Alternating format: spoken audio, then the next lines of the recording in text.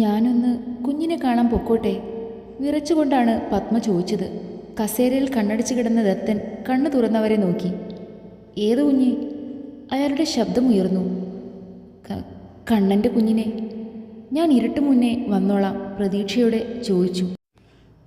വേണ്ട, അങ്ങനെ അവൻ്റെ കൊച്ചിനെ കാണാതെ ഉറക്കം വരാകിയൊന്നും ഇല്ലല്ലോ. നമ്മുടെ മോൻ്റെ കുഞ്ഞല്ലേ, ഈ വീട്ടിലെ ആദ്യത്തെ പേരക്കുട്ടി.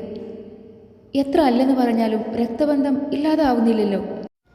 എൻ്റെ പേരക്കുട്ടി എൻ്റെ ഹരിക്കുട്ടൻ്റെ കുഞ്ഞാ. ആ കുഞ്ഞ് മതി എനിക്ക്. പത്മ അയാളെ അതിശയത്തോടെ നോക്കി. ശരിക്കും എഴുന്നേറ്റ് നടക്കാൻ പോലും കഴിവില്ല, എന്നിട്ടും എത്ര ക്രൂരമായാണ് സംസാരിക്കുന്നത്. ഹരി എറണാകുളത്തേക്ക് ട്രാൻസ്ഫറിന് ശ്രമിക്കുന്നുണ്ട്.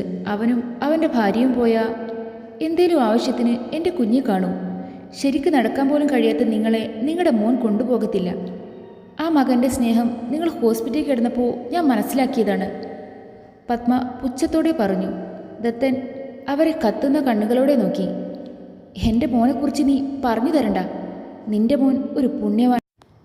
നാട്ടുകാരുടെ നെഞ്ചത്ത് കയറലല്ലേ അവൻ്റെ ജോലി. അടിയും കുത്തുമായി നടക്കുന്ന കുരുത്തം കെട്ടവൻ. പത്മ ബാക്കി കേൾക്കാതെ റൂമിൽ നിന്ന് ഇറങ്ങി അടുക്കളയിലേക്ക് പോയി വേഗം ജോലി തീർത്തു. നായന അവരുടെ വീട്ടിൽ പോയിരിക്കുവാണ്. 2 ദിവസം കഴിഞ്ഞേ വരുമെന്ന് പറഞ്ഞിട്ടുണ്ട്.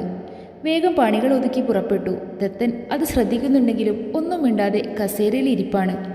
ചോദിച്ചാൽ പോകണ്ടെന്ന് പറയുമെങ്കിലും പോകാൻ ഒരുങ്ങിയാൽ പിന്നെ മറുത്തൊന്നും മിണ്ടില്ല. ഇരുട്ടുന്നതിന് മുന്നേ വരാം അത്രയും പറഞ്ഞ് റൂം വിട്ടിറങ്ങി. ഡ്രൈവറെ വിളിച്ച് കാറിറക്കി. ബദ്രിയുടെ വീട്ടിലെത്തിയതും ധൃതിയിൽ കാറിൽ നിന്നിറങ്ങി. കുഞ്ഞിനെ കാണാൻ വല്ലാത്ത കൊതി. അന്ന് വന്നപ്പോൾ ശരിക്കൊന്ന് കൊഞ്ചിക്കാൻ പോലും കഴിഞ്ഞില്ല. ഉമ്മറത്ത് അപ്പു ഇരിപ്പുണ്ട്. തൊട്ടരികിൽ കുഞ്ഞിന് കുറുക്ക് കൊടുത്തുകൊണ്ട് ദേവകിയമ്മയും ഉണ്ട്. വേഗം അവർക്കടുത്തേക്ക് ചെന്നു. കണ്ണേട്ടൻ്റെ അമ്മ. അപ്പു ഇരുന്നിടത്ത് നിന്ന് ചാടി എണീറ്റു.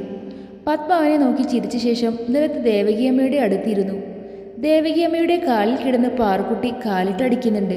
വായിൽ വെച്ച് കൊടുക്കുന്ന കുറുക്ക് മുഴുവൻ തുപ്പിക്കളയുകയാണ് പുള്ളിക്കാരി. പത്മ ദേവകിയെ നോക്കി ചിരിച്ചുകൊണ്ട് പാറുക്കുട്ടിയുടെ കുഞ്ഞിക്കൈയിൽ മെല്ലെ തൊട്ടു. പാറുക്കുട്ടി എന്തൊക്കെയോ മൂളുന്നുണ്ട്. അച്ഛമ്മയുടെ പാറുക്കുട്ടി സ്നേഹത്തോടെ വിളിച്ചപ്പോൾ ചിരിച്ചുകൊണ്ട് ആ കുഞ്ഞിപ്പെണ്ണ് കൈകൾ ഉയർത്തി കാണിക്കുന്നുണ്ട്. ദേവകിയമ്മയുടെ കയ്യിൽ നിന്ന് മോളെ വാങ്ങി നെഞ്ചോട് ചേർത്ത് പിടിച്ചു. മോളുടെ മേല് തുടച്ചിട്ടില്ല, കടിച്ചതെല്ലാം സാരിയിലാവും, ദേവകിയമ്മ പറഞ്ഞു. പത്മ കുഞ്ഞിനെ പൊതിഞ്ഞു പിടിച്ച് വിയർപ്പ് പൊടിഞ്ഞ കുഞ്ഞു നെറ്റിയിൽ ഉമ്മ വെച്ചു. സാരമില്ല. ചെറുചിരി സമ്മാനിച്ചുകൊണ്ട് മോളെ നോക്കി. പാറുക്കുട്ടി ഉണ്ടക്കണ്ണുകൾ വിടർന്ന് ചിരിച്ചു. പാപ്പു ചിന്നാണോ അച്ഛമ്മയുടെ പാറുക്കുട്ടി? കൊഞ്ചിച്ചുകൊണ്ട് ചോദിച്ചപ്പോൾ പാറു എന്തൊക്കെയോ ശബ്ദം ഉണ്ടാക്കുന്നുണ്ട്. അപ്പു എവിടെ കണ്ണൻ? ചുറ്റും നോക്കിക്കൊണ്ട് ചോദിച്ചു. കണ്ണേട്ടൻ അച്ഛമ്മയും കൊണ്ട് ഹോസ്പിറ്റലിൽ പോയേക്കുവാ. ഹോസ്പിറ്റലിലോ? എന്തു പറ്റി മോൾക്ക്? അതൊന്നുമില്ല, അച്ഛമ്മയ്ക്ക് ശ്വാസം മുട്ടുണ്ട്. മരുന്ന് കഴിഞ്ഞാൽ ചെല്ലാൻ പറഞ്ഞിരുന്നു, അതിനുവേണ്ടി പോയതാ. കുറച്ചു നേരമായി പോയിട്ട് ഇപ്പോൾ എത്തും, അപ്പു പുഞ്ചിരിയോടെ പറഞ്ഞു. പത്മ ആശ്വാസത്തോടെ കുഞ്ഞിനെയും കൊണ്ട് ചാരുപടിയിലേക്കിരുന്നു. ഇവളെ ഒന്ന് കാണാൻ വന്നതാ. 2 ദിവസമായി ഈ കുഞ്ഞിപ്പെണ്ണിനെ ഉറക്കത്തിൽ കാണുന്നു. പാറുക്കുട്ടിയുടെ ഉണ്ടക്കവിളിൽ മുത്തിക്കൊണ്ട് പത്മ പറഞ്ഞു. പാറുക്കുട്ടി അച്ചമ്മയുടെ മുഖത്ത് അള്ളി പിടിച്ചു. എന്തൊക്കെയോ കാറി കൂവുന്നുണ്ട്. പിന്നെ വേഗം അപ്പുവിൻ്റെ മേലേക്ക് ചാഞ്ഞു. അപ്പു മോളെ വാരിയെടുത്തു. അപ്പുവിൻ്റെ നെഞ്ചിൽ മുഖം ചായച്ചു കിടന്നു. ബദ്രിയുടെ ജിപ്സി മുറ്റത്ത് വന്ന് നിന്നു. അച്ചു സീറ്റിൽ ചാഞ്ഞു കിടന്നുറങ്ങുവാണ്. അമ്മയെ കണ്ടപ്പോൾ ബദ്രിയുടെ മുഖം വിടർന്നു. അമ്മ എപ്പോൾ വന്നു? ഇപ്പോൾ വന്നതേ ഉള്ളൂ. കുഞ്ഞിനെ കാണാൻ തോന്നി. പത്മ പാറുകളുടെ തലയിൽ തലോടി. ബദ്രി ചിരിച്ചുകൊണ്ട് അച്ചുവിൻ്റെ അടുത്തേക്ക് ചെന്നു. ബദ്രി അച്ചുവിനെ തട്ടി വിളിച്ചു. അച്ചുട്ടാ എണീക്ക്, വീടെത്തി. അവളൊന്ന് കുറുകിക്കൊണ്ട് അവൻ്റെ കൈ പിടിച്ചു വെച്ചു. ബദ്രി അവളെ ഒരു നിമിഷം നോക്കിയ ശേഷം പതിയെ കയ്യിൽ കോരിയെടുത്തു. ഉമ്മറത്തേക്ക് കയറിയപ്പോഴേ പാറുക്കുട്ടി ബദ്രിയെ കണ്ട് ശബ്ദമുണ്ടാക്കാൻ തുടങ്ങി. അപ്പുവിൻ്റെ കയ്യിൽ നിന്ന് കാലിട്ടടിക്കാൻ തുടങ്ങി. അയ്യോടാ, അച്ചയുടെ കയ്യിലിപ്പോൾ പാറുക്കുട്ടിയുടെ അമ്മയാണല്ലോ. അമ്മയെ കൊണ്ട് കിടത്തിയിട്ട് അച്ച എടുക്കാട്ടോ. കുഞ്ഞിൻ്റെ കവിളിൽ ഒരു ഉമ്മ കൊടുത്തുകൊണ്ട് ബദ്രി അകത്തേക്ക് കയറി. അച്ചുവിനെ കൊണ്ടുപോയി ബെഡിൽ കിടത്തി. അവളുടെ മുടിയെല്ലാം ഒതുക്കി വെച്ച് ഫാൻ ഇട്ട് കൊടുത്തു. ഷർട്ടിൽ മുറുകെ പിടിച്ചിരുന്ന ആ കൈകളെ വേർപ്പെടുത്തിയപ്പോൾ അച്ചു ഒന്ന് അനങ്ങി. കിണ്ണാ, മെല്ലെ അവൾ വിളിച്ചു. ഉറങ്ങിക്കോ അച്ചു, ഞാൻ ഇവിടെ തന്നെയുണ്ട്. നെറുകയിൽ ഒരു ചുംബനം നൽകിയാൻ അവളുടെ കവിളിൽ തലോടി. ചുണ്ടിൽ ഒരു പുഞ്ചിരി വിരിച്ച് അച്ചു ഉറങ്ങി. അപ്പോഴതാ പുറത്ത് പാറുക്കുട്ടിയുടെ കരച്ചിൽ. ബദ്രി വേഗം അങ്ങോട്ട് ചെന്നു. കുഞ്ഞിനെ കയ്യിലെടുത്തു. അവൻ്റെ നെഞ്ചോട് ചെറുതും ആള് കരച്ചി നിർത്തി. കുറുകിക്കൊണ്ട് വിരൽ നുഴഞ്ഞു. കണ്ണുകൾ കൂമ്പിയടച്ചു. കുറുക് കഴിച്ചാൽ പിന്നെ ഒരു ഉറക്കം പതിവാണ്. പത്മയെ നോക്കി പുഞ്ചിരിയോടെ അവൻ പറഞ്ഞു. നയനക്ക് വിശേഷമുണ്ട്, അറിഞ്ഞോ നീ? ഇല്ല, ഇന്നലെ അറിഞ്ഞേ. പിന്നെ ഹരി ട്രാൻസ്ഫർ ചോദിച്ചു വാങ്ങുന്നുണ്ട് എറണാകുളത്തേക്ക്. എന്തു പറ്റി? ദത്തൻ സാറിൻ്റെ പൊന്നോമനപുത്രൻ നാട് മടുത്തു തുടങ്ങിയോ? ആർക്കറിയാം, ഇന്നലെ നയനയുടെ പപ്പ വന്നപ്പോൾ പറയണത് കേട്ടതാ. ബദ്രി ഒന്ന് അമർത്തി മൂളി. ദേവകിയമ്മ ചായയുമായി വന്നു. എന്നാ ഞാൻ ഇറങ്ങട്ടെ മോനെ, നാളെ വരാം, ദേവകിയമ്മ പറഞ്ഞു. ശരി അമ്മേ, ബദ്രി ചിരിച്ചു. ദേവകിയമ്മ ഇല്ലായിരുന്നേ അച്ഛനെ നോക്കുന്നത് പണിയായനെ. ഡെലിവറി ടൈമിലെല്ലാം കൂടെ ഉണ്ടായിരുന്നു പാവം. പ്രസവരക്ഷയെല്ലാം നോക്കിയത് അമ്മയാണ്. ദേവകിയമ്മ പോകുന്നത് നോക്കി ബദ്രി പറഞ്ഞത് കേട്ടപ്പോൾ പത്മ മുഖം താഴ്ത്തി നിന്നു. ഉണ്ണി, ഡാ ഉണ്ണി, അലറണ്ട, ഞാൻ ദാ എത്തി. ഷർട്ടിൻ്റെ കൈമടക്കി വെച്ചവൻ ഉമ്മറത്തേക്ക് വന്നു. താലി വാങ്ങിച്ചുകൊണ്ട് വന്നോടാ, പേര് കുത്തിക്കൽ കൊടുത്തിരുന്നല്ലോ. ഞാൻ വാങ്ങാൻ പോകുവാണമ്മേ, എനിക്ക് ഇത്തിരി സമാധാനം താ. നാളെ എൻ്റെ കല്യാണമാണ്. എന്നിട്ട് എനിക്ക് റെസ്റ്റ് തരാതെ അങ്ങോട്ടും ഇങ്ങോട്ടും ഇട്ട് ഓടിക്കുക. അവൻ അമ്മയെ ഒന്ന് കൂർപ്പിച്ചു നോക്കിക്കൊണ്ട് ബൈക്കിനടുത്തേക്ക് നടന്നു. കുടുംബക്കാർ ഓരോരുത്തരായി വന്നു തുടങ്ങിയിരിക്കുന്നു. വീടും മുറ്റവും അലങ്കരിച്ചിരിക്കുന്നു. അപ്പോഴാണ് ബദ്രിയും ഇച്ചുവും വന്നത്. ആഹാ, കല്യാണച്ചക്കൻ എങ്ങോട്ടാണ്? ഇച്ചു അവൻ്റെ വയറിട്ട് ഒരു കുത്തുകൊടുത്തുകൊണ്ട് ചോദിച്ചു. കല്യാണച്ചക്കൻ താലി വാങ്ങാൻ പോകുക, ശങ്കർ കണ്ണിറക്കുകൊണ്ട് പറഞ്ഞു. ഇച്ചു ചിരിച്ചുകൊണ്ട് കയ്യിലുള്ള കവർ അവൻ്റെ കയ്യിൽ വെച്ചു കൊടുത്തു. ഞാൻ തന്ന വാക്കു പാലിച്ചു. ദാ നിന്റെ കല്യാണ വസ്ത്രം എൻ്റെ വക. ശങ്കർ ചിരിച്ചുകൊണ്ട് അത് വാങ്ങി. വില കുറവിൻ്റെ വല്ലതും ആണോടാ? ഇച്ചുവിനെ ഒന്ന് അടിമുടി നോക്കി. പോടാ. ഇച്ചു അവൻ്റെ തോളിൽ പിടിച്ച് പുറകിലേക്ക് തള്ളി. ഇതാ താലി, എൻ്റെ വകയാവട്ടെ.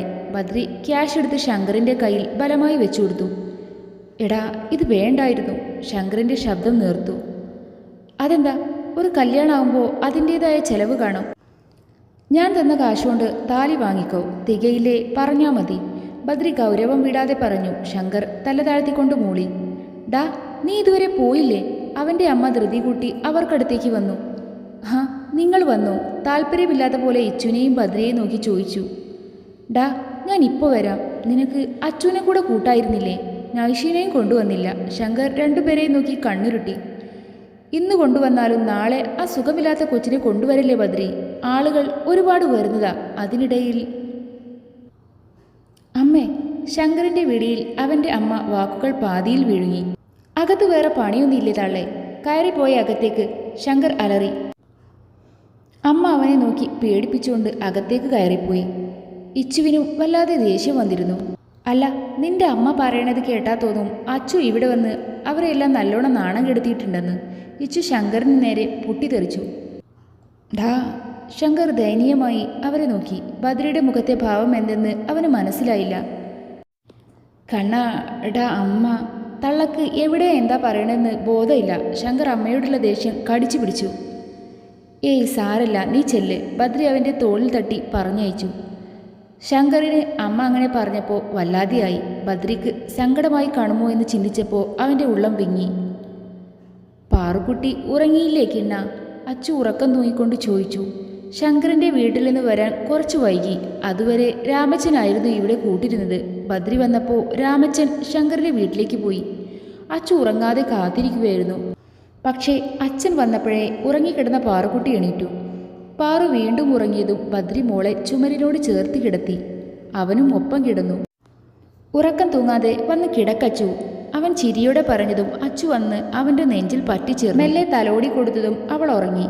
പിറ്റേന്ന് ശങ്കറിൻ്റെയും അവൻ്റെ മാളുവിൻ്റെയും വിവാഹമാണ്. രാവിലെ ബദ്രി എണീക്കുമ്പോൾ അച്ചു നല്ല ഉറക്കാണ്. പാറുക്കുട്ടി കണ്ണു തുറന്ന് കിടന്ന് കളിക്കുന്നുണ്ട്. ആഹാ, അച്ചയുടെ പാറുക്കുട്ടി എണീറ്റോ? മറുപടിയായി പെണ്ണെന്തൊക്കെയോ പറയുന്നുണ്ട്. ഉണ്ട കണ്ണുകൾ വിടർത്തിക്കൊണ്ട് കൈ ചുരുട്ടി ബെഡി കിടക്കുന്നുണ്ട്. ബദ്രി അവരുടെ കുഞ്ഞിക്കവിളിൽ ഒരു ഉമ്മ കൊടുത്ത് എഴുന്നേറ്റു. വേഗം ചെന്ന് കുളിച്ച് ഫ്രഷായി. അപ്പു എണീറ്റപ്പോൾ മോളെ അവൻ്റെ കൈ കൊടുത്തു. ബദ്രി ചായയും എടുത്ത് റൂമിലേക്ക് വന്നപ്പോൾ കണ്ടത് എഴുന്നേറ്റിരിക്കുന്ന അച്ചുവിനെയാണ്. അവൻ ക്ലോക്കിലേക്ക് മിഴികൾ പായിച്ചു. ആഹാ, ഇന്ന് നേരത്തെയാണല്ലോ അച്ചുട്ടിയെ. അവൾക്കടുത്ത് ചെന്നിരുന്നുകൊണ്ട് ചോദിച്ചു. അവൾ ചിരിച്ച് അവൻ്റെ നെറ്റിയിൽ നെറ്റി മുട്ടിച്ചു. ശങ്കരൻ്റെ കല്യാണത്തിന് പോവേണ്ടേ കിണ്ണ? ആവേശത്തോടെ അവൾ ചോദിച്ചപ്പോൾ അവൻ്റെ മുഖത്തെ ചിരി മായഞ്ഞു. അച്ചു ബെഡിൽ മുട്ടുകുത്തി നിന്ന് അവൻ്റെ കഴുത്തിൽ കൂടെ കൈയിട്ട് പിടിച്ചു. ചുവപ്പ് പാവാട ഇടണോ പച്ച ഇടണോ കിണ്ണ? കിണ്ണനേതാ ഇഷ്ടം? കൊച്ചുകുട്ടികളെ പോലെ ചോദിക്കുന്നത് കേട്ടപ്പോൾ അവൻ അലിവോടെ അവളെ നോക്കി. കല്യാണത്തിന് അച്ചു വരണ്ട, അവിടെ വന്ന എൻ്റെ അച്ചുട്ടൻ ഒറ്റയ്ക്കാവും. അവൻ്റെ ശബ്ദമിടറി, അവളുടെ മുഖവും വാടി. പറ്റൂല, അച്ചു വരും, ഞാൻ നല്ല കുട്ടിയായിരുന്നോളാം. അത് വേണ്ട, ഞാൻ പോയിട്ട് വേഗം വരാം. നല്ല മോളല്ലേ, പാറക്കുട്ടിയുടെ കൂടെ ഇവിടെ ഇരുന്നോ. ഞാനും വരും. ഇത്തവണ അവൾ കരഞ്ഞിരുന്നു. ബദ്രി അവളെ നെഞ്ചോട് ചേർത്ത് വെച്ചു. ഇവിടെ ദേവുമ്മയുണ്ടാകും. ഞാനും അപ്പൂട്ടനും പോയിട്ട് ഓടി വരും. അവളുടെ മുടിയിഴകളിൽ അവൻ മെല്ലെ തലോടി. പറ്റൂല, അച്ചു പാവല്ലേ കിണ്ണ, എന്നെയും കൊണ്ടുപോവോ? കല്യാണം കാണണം. അപ്പൂട്ടൻ്റെ കൂടെ നല്ല കുട്ടിയായിട്ട് ഇരുന്നോളാം, കുറുമ്പ് കാട്ടൂല. അവൻ്റെ ഷർട്ടിൽ പിടിച്ചവൾ കൊഞ്ചി. മോള് വരണ്ട, കിണ്ണ പറഞ്ഞത് അനുസരിക്കില്ലേ? അച്ചു ഒതുങ്ങിയിരുന്നോളാം കിണ്ണ. ആ കണ്ണുകൾ നിറഞ്ഞൊഴുകി അവൻ്റെയും. ആ മുഖം കയ്യിലെടുത്ത് നിറയെ ചുംബനങ്ങൾ നൽകി. അവിടെ കുറേ ആളുകളുണ്ടാവും. അതിനിടയിൽപ്പെട്ട അച്ചുവിന് എന്നെ കാണാൻ പറ്റൂല, അതല്ലേ? ആണോ?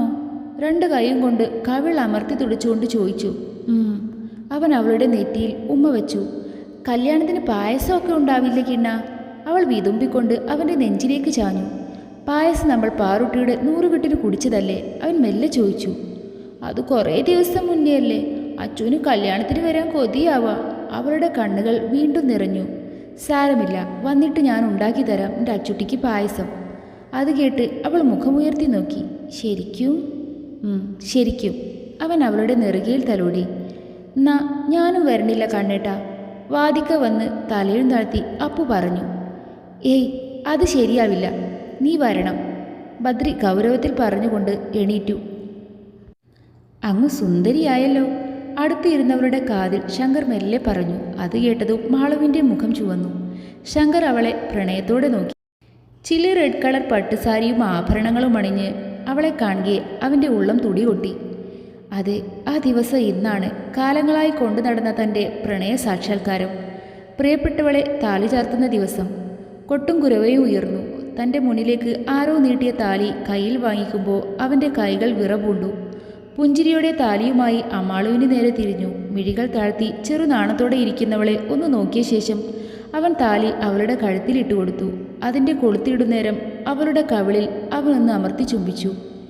ലവ് യു മാളു, അവൻ അവളുടെ ചെവിയിൽ ആർദ്രമായി പറഞ്ഞു.